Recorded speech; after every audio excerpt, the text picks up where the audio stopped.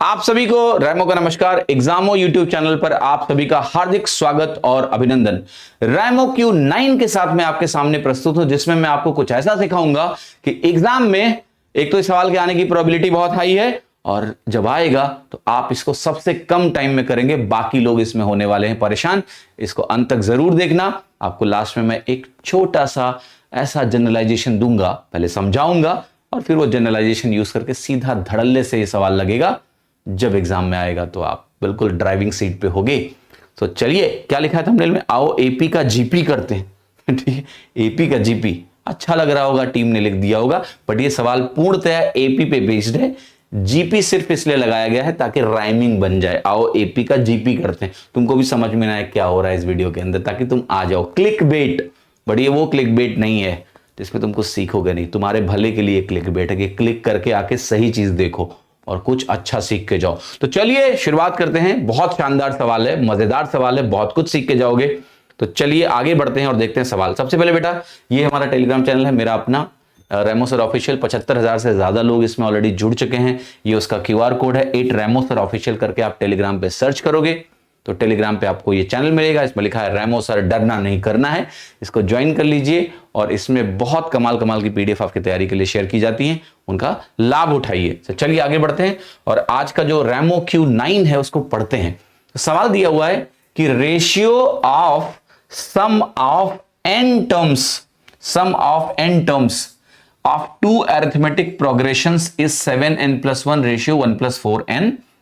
Find ratio of ninth term of these two arithmetic progressions. दो समांतर श्रेणियों के n टर्म्स के योगों का अनुपात 7n plus 1 और 1 plus 4n है।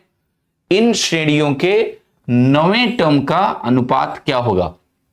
ऑप्शंस हैं 40/23, 50/27, 53/51, कांट बी डिटरमिन्ड। बहुत अच्छा सवाल है। दो समांतर श्रेणियों के सम का अनुपात दिया है n टर्म्स का, n के टर्म्स में अनुपात दिया हुआ है। अब दोनों श्रेणियां डेफिनेटली अलग अलग हैं, ठीक है। सेम होती तब तो n टर्म्स का वैल्यू सेम आता, कट जाता 1:1 आता। अलग अलग श्रेणियां हैं, अलग अलग श्रेणियां हैं तो आपको समांतर श्रेणी पता ही होगी। नहीं पता है तो जान लो बेटा कि समांतर श्रेणी वो श्रेणी होती है जिसमें पहला टर्म a, अगला टर्म a प्लस d, फिर a प्लस 2d, इस टाइप के टर्म्स होते हैं। इनको हम समांतर श्रेणी बोलते हैं। जहां पर a हमारा होता है पहला टर्म, जिसको हम बोलते हैं फर्स्ट टर्म, और हम d को बोलते हैं कॉमन डिफरेंस। कॉमन डिफरेंस कि किन्हीं भी दो टर्म को पकड़ो आप, उनमें अंतर समान है, इसीलिए इसको कॉमन डिफरेंस बोला जाता है। ठीक है, हिंदी में अगर बात करें तो ये पहला टर्म ही होगा। कॉमन डिफरेंस को हम बोलेंगे सर्वांतर। सर्वांतर, ठीक है, सर्वांतर। अब इसमें क्या होता है, दो बातें और। ये सवाल पढ़ के महसूस होगा आपको कि इसका answer can not be determined होगा, क्योंकि बहुत सारे वेरिएबल्स हैं। जैसे n टर्म्स का जो सम होता है, पर हमें गहराई में उतर के देखना पड़ेगा। एपी के n टर्म का सम होता है n/2 into 2a plus n-1 into d, ऐसा होता है।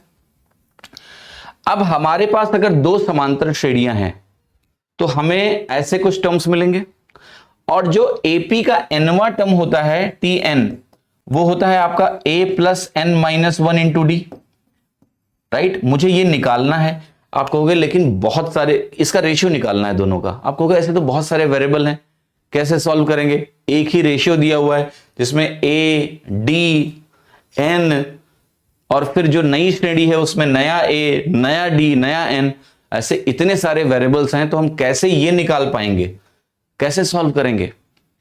तो घबराइए मत। आपको लग रहा होगा कि इस सवाल का उत्तर शायद कैन नॉट बी डिटरमिन्ड है, बहुत सारे वेरिएबल हैं, बट ऐसा है नहीं। मैं आपको दिखाता हूं कि ये प्रश्न कैसे होने वाला है और मजेदार तरीके से होने वाला है।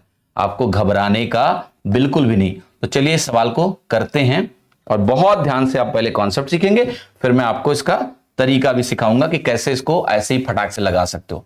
तो आपकी जो दो एपीज हैं, वो दोनों एपीज को बहुत ध्यान से हम रिप्रेजेंट करते हैं कि एक जो एपी होगी, अरिथमेटिक प्रोग्रेशन होगा, उसका जो सम है वो हम मान लेते हैं ऐसा है 2a plus n-1 into D.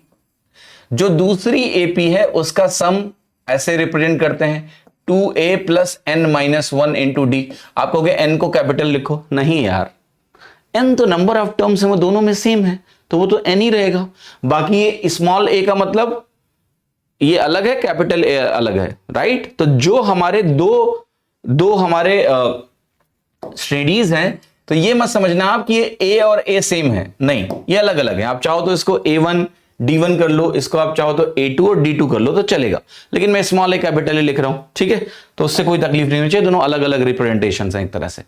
अब आप कहोगे ये जो वैल्यू है मेरी, ये क्वेश्चन में दिया हुआ है 7n+1 अपॉन 1+4n, ऐसा दिया हुआ है, यस। अब मेरे को एक बात बताओ आप सभी कि ये मुझे प्रोवाइडेड है और मुझे जो निकालना है वो क्या निकालना है।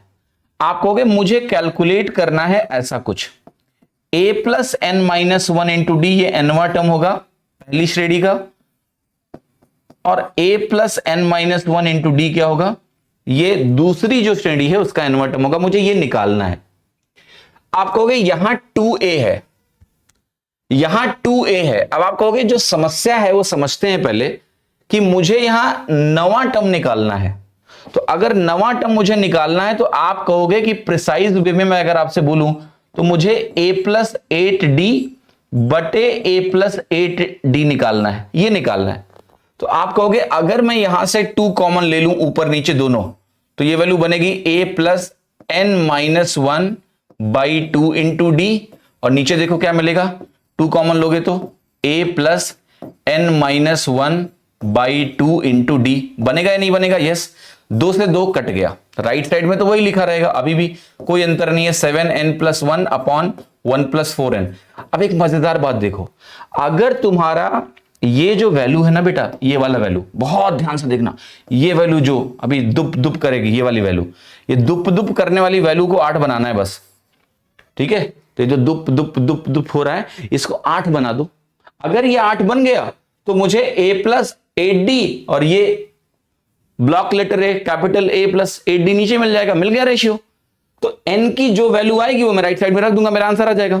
तो आप कहोगे इसका ये मतलब है कि मुझे कुछ नहीं करना है, यहां से n-1/2 की वैल्यू को 9 रख देना है, क्योंकि मुझे 9वें टर्म का रेशियो चाहिए और 9वें टर्म में ये 8d होगा। आप ऐसे कहोगे ये n की वैल्यू हो गई 9 दूनी 18, हुई कि नहीं हुई। मुझे अगर नवा टर्म निकालना है, क्या मुझे 9 लिखना है, नहीं 8 लाना है। तो 8 दूनी 16, 1 17, तो n की वैल्यू कितनी हो गई बेटा, 17 के बराबर हो गई।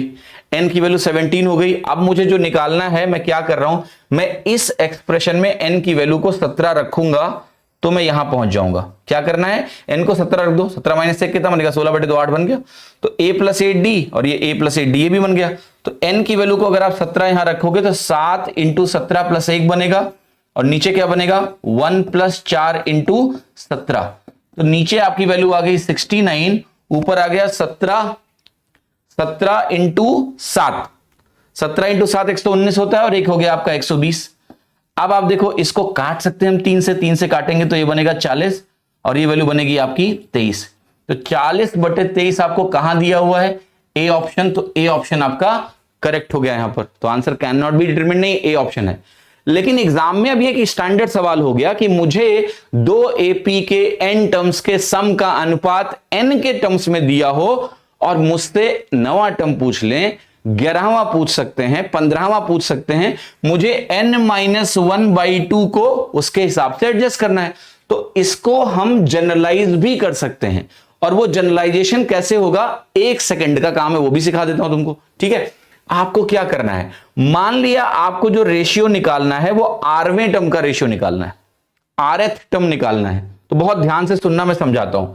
अगर आपको rवें टर्म का रेशियो निकालना है तो क्या ये 8 की जो वैल्यू है आपने यहां लिखी है, ये r-1 है। जैसे नवा टर्म निकालना है तो हमने 9 - 1 रखा 8। तो हम क्या करेंगे, n-1/2 की वैल्यू r-1 के बराबर करेंगे। तो मैं यहां लिख दूं n-1/2 की वैल्यू r-1 के बराबर करेंगे अगर मुझे n टर्म्स के सम का अनुपात दिया है और मुझे r1 टर्म का अनुपात चाहिए। तो मैं n-1/2 को सीधे r-1 रख दूं ना। यहां से आप देखोगे कि n की जो वैल्यू आएगी वो आएगी 2r-1। ये रटना है तुमको बस, कि ऐसे सवालों में अगर मुझे 9वें टर्म का रेशियो चाहिए तो आर की वैल्यू क्या रखूंगा 9। तो मैं सीधे अगर आर की वैल्यू 9 रख दूं तो एन की वैल्यू 17 आ गई। अगर मुझसे बोलता मुझे 11वें टर्म का रेशियो चाहिए तो मैं आर की वैल्यू को 11 रख देता, और अगर आर की वैल्यू को 11 रखता तो 11 दूना 22 माइनस 1 कितना हो गया, एन की वैल्यू 21 हो जाता। फिर यहां एन की वैल्यू 21 रखते और तुम्हें जो चाहिए वो मिल जाता। आप कहोगे आर की वैल्यू को हम 10 रखेंगे, मुझे 10वें टर्म का रेशियो चाहिए, तो एन की वैल्यू 19 आ जाती। भाई 10 दूना 20 में एक घटा लेते, 19 आ जाती तो वैल्यू निकल जाती। तो अब ये सवाल आपको ध्यान रखना है कि सम ऑफ एन टर्म्स दिया हो और उसका रेशियो दिया हो और मुझसे एक टर्म का अनुपात पूछ लिया जाए, ठीक है, तो हम क्या करेंगे, सीधे एन की वैल्यू लिखेंगे 2r-1, जहां आरवें टर्म का रेशियो पूछा जा रहा है, और सीधे उसकी वैल्यू एक्सप्रेशन में डाल दो, आंसर आ जाएगा। जब ये सवाल एग्जाम में आएगा तो तुम मुझे याद करोगे और मुस्कुराओगी भी, दुआएं भी करोगे। धन्यवाद, थैंक यू सो मच। अपना ख्याल रखिए, ईश्वर आपको सारी खुशियां जीवन में दे। एग्जाम नजदीक है, अच्छे से पढ़ाई करिए, खुश रहिए, मस्त रहिए। रेमो क्यू आपकी बहुत मदद करेगा एग्जाम में। धन्यवाद, थैंक यू सो मच। अपना ख्याल रखें, बाय बाय।